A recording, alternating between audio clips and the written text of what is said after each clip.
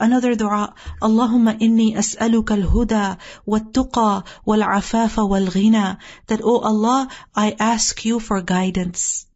I ask you for huda. I ask you for tuqa, for piety. Huda, guidance, and keep me firm on guidance. Give me the ability to do what pleases you. Increase me in guidance. Now remember, recall to mind all of the different types and levels of guidance. Everything is included in that. And then I ask you for tuqa. Tuqa is piety, taqwa, that a person is able to stay away from sin. Wal afaf, chastity, especially, protect me from zina, different forms of zina. Whether it is the zina of the eyes, that protect me from looking at things that are sinful.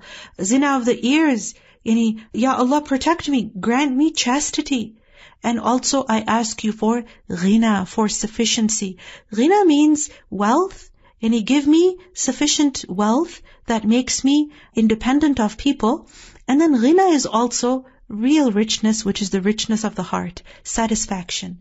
That whatever I have, I am satisfied with it. That I do not become the slave of dinar and dirham, etc. Grant me contentment and richness.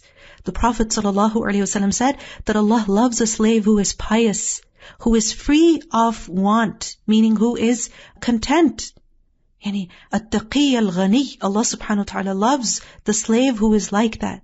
So, O Allah, we ask you for huda, for piety, for chastity and sufficiency.